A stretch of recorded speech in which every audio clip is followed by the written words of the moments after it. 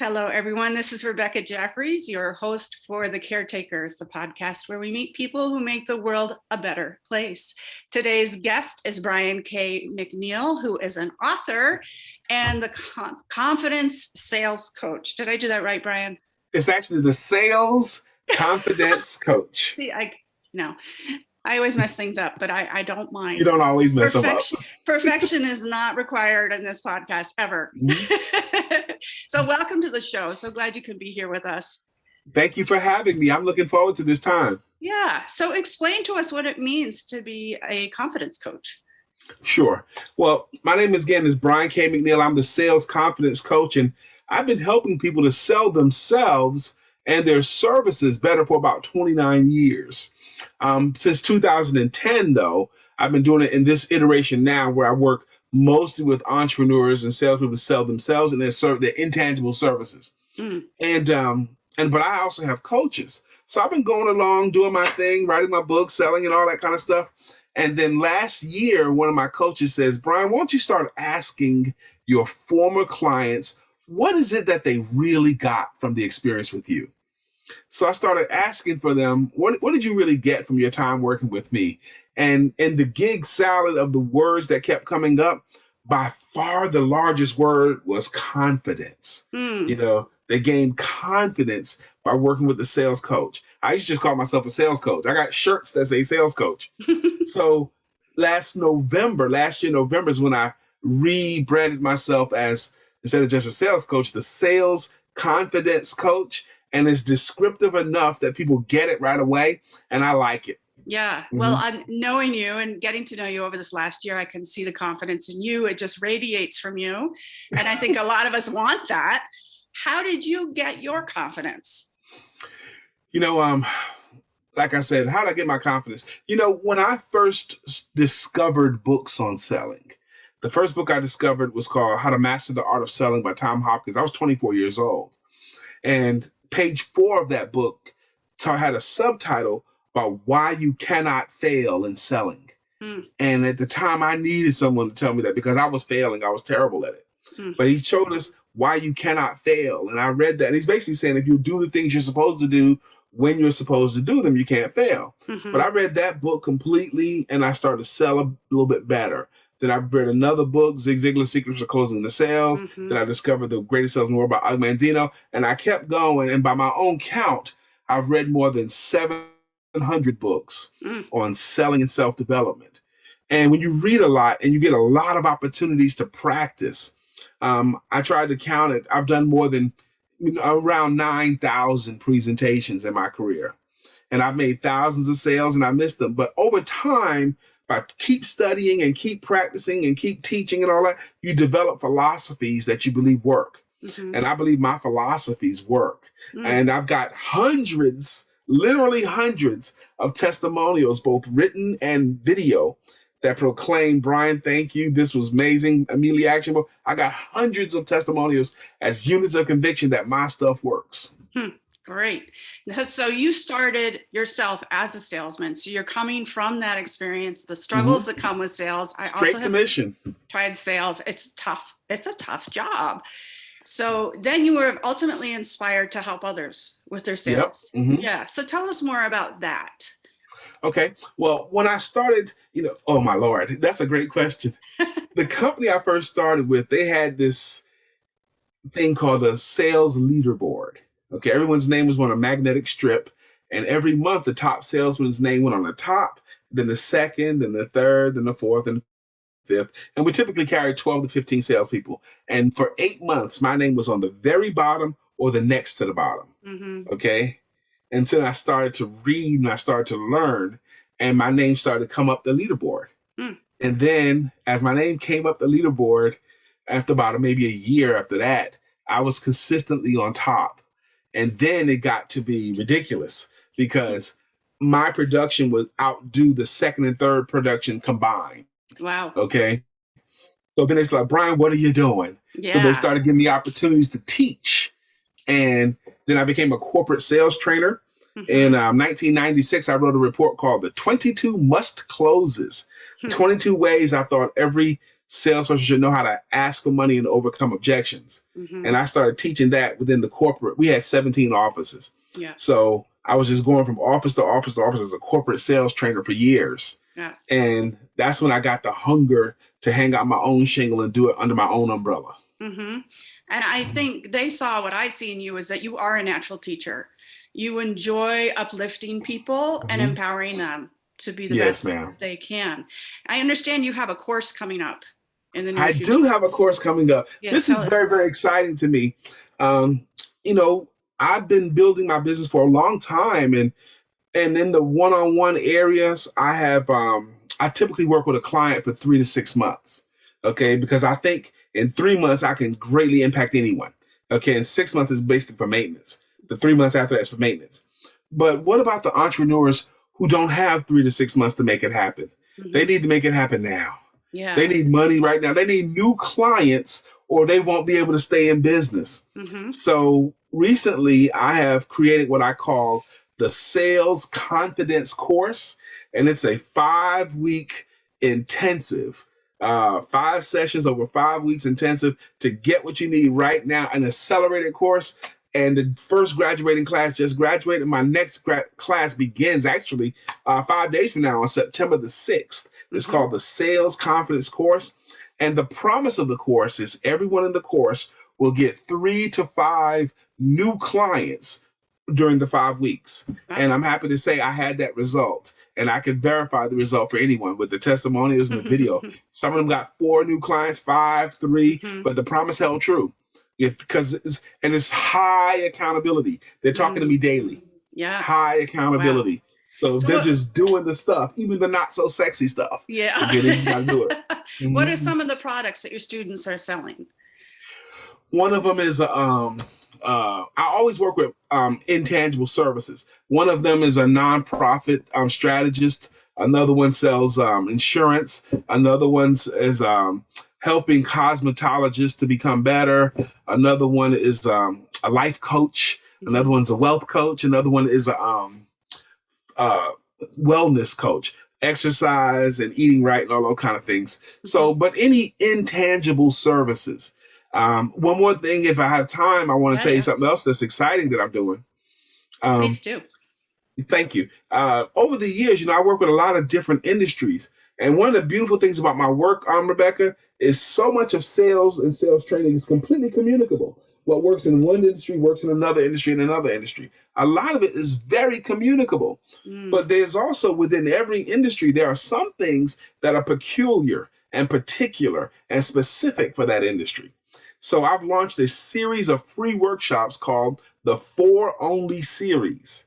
Like a couple of weeks ago, I did a sales training on a Wednesday afternoon for real estate professionals only, And then the next week I did one for coaches and consultants only. Next week, I'm doing one for financial services and insurance representatives only. And the week after that, I'm doing one for attorneys, CPAs, and accountants only. I'm doing one for network marketers only, and one for healers and energy workers only. Oh, fantastic. So, yes, and I'm using these 4 onlys, and they're getting high content, and the testimonials, I'm gaining testimonials, and I'm giving them opportunities to take part in my sales confidence course. Yeah, great. Now I see your enthusiasm for this. Yes, I see it. It's contagious. But I also feel like you feel that this is your gift to mankind, is helping other people succeed, right? So is this kind of a ministry for you? That's the right word. I am a believer first, second, and third. Okay. And I believe that God has uniquely gifted me and qualified me and tried me and educated me and tested me to share this with the world. I'm here to help entrepreneurs to sell themselves and their services better than they ever have before, so they earn more money than ever before. And I feel like if I don't do it, I am not honoring my gift. I feel like it's just like the parable of the talents. If you hide your gift in the ground, you're going to be banished into the outer courts where there's going to be weeping and gnashing of the teeth. But there's thoughts that prick my spirit daily. One of them is the sin of the desert. See, the sin of the desert is when you know where the water is, but you won't tell anyone else. Yeah. or you know where the solution is, or you know where the Mhm. answer is, but you keep it to yourself. Mhm. And the sin of the desert is height of selfishness. Okay. Yeah. And also, I think I stand on the soapbox all the time trying to help people to have honor for the profession of selling itself.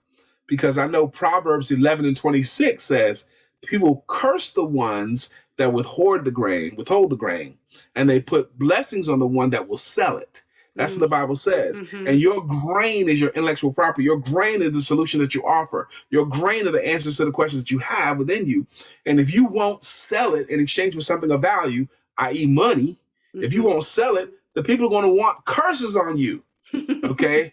But if you will sell it, blessings upon you. So those thoughts prick me to work. Mm-hmm.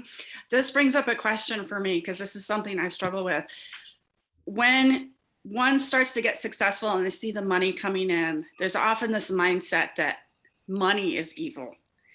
And we kind of have to get beyond that and start receiving and understanding that getting the money does not make you an evil person. Do you address this in your training? It comes up often, actually. And even saying things like, I don't want to sell, I just want to give, and all that kind of stuff.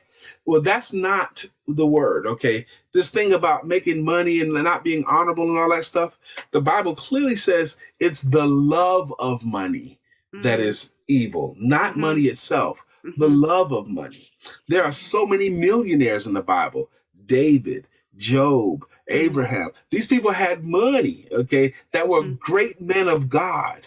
Okay, I mean they had money. You know, they would not have qualified for free food or anything like that. They had the money, and God blessed. Zig Ziglar has a thought. The late great Zig Ziglar has a thought. When people talk about cold hard cash and how do you reconcile all of this talk about money if you're supposed to be a man of word, a man of belief, here's how he reconciles it.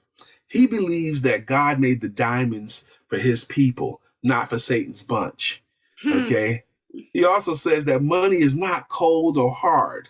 It's soft and it's warm and it feels good and it's beautifully colored and it matches anything you want to wear. Right. That's great. One other concept that I bet your students have brought up to you, and I want to hear how you address this, is the fear that we're bugging someone when we do a follow-up. Yeah. It's so amazing. I do a weekly podcast called the Sales Confidence Podcast. And yesterday we talked about pressure. This high pressure selling versus moderate versus low versus no pressure. Okay, that was yesterday's podcast.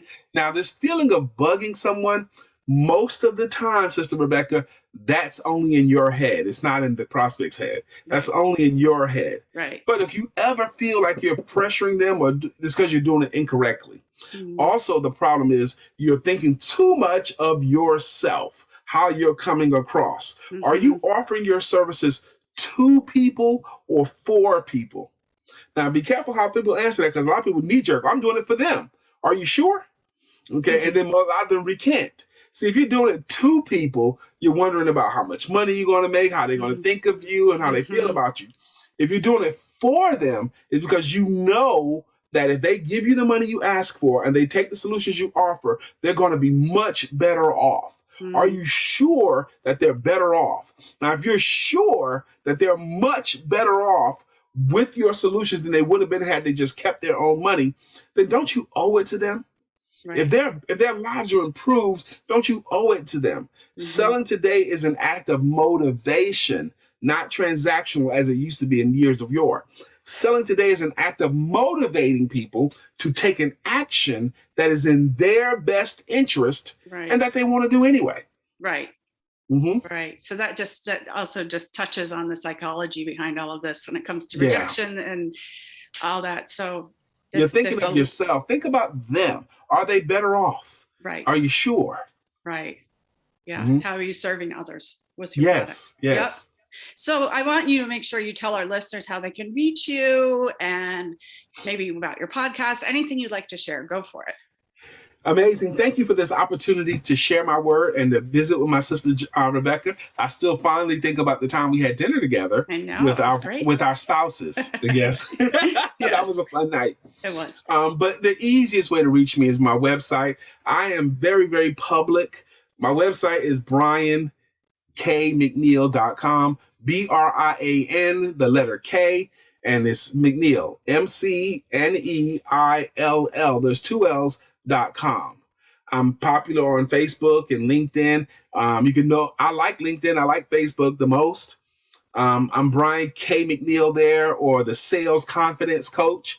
You can search the Sales Confidence Coach. That's my tagline on Facebook. LinkedIn, Instagram, and Clubhouse. So Great. It's just the easiest to tell people to go to briankmcneil.com and they can find me. I am so old school, Rebecca, I'll even take a phone call. That's lovely. I love seeing phone calls come back. And I want to plug for you that you do have a couple of books. I have 3. Yeah. Handy. Yep. Yeah. It's got 3 different sales books. There they are. Fantastic. Yep. So those resources are available too. If you just want a little bit of Brian, a little taste of what he has to offer, you can check out his books. They're an easy the shortcut, read. The fastest route to selling your services. This is nuts and bolts of what to do. It's only 74 pages. And I'm honored that Rebecca read it. It's just a lot of cake, very little frosting. Just do what it says do. Mm-hmm. Within 4 to 6 weeks, you'll have sales that make you happy. Yeah. It covers what to do, but it doesn't cover closing sales or overcoming objections. And to that end, I wrote Asking for the Money, How Anyone Can Close More Sales, Even You. And this book teaches you what to do to feel confident when it comes to closing. What do you do before you ask for the money? What do you do when you ask for the money? What do you do after you ask for the money? A little bit of resistance just infuses the reader with confidence.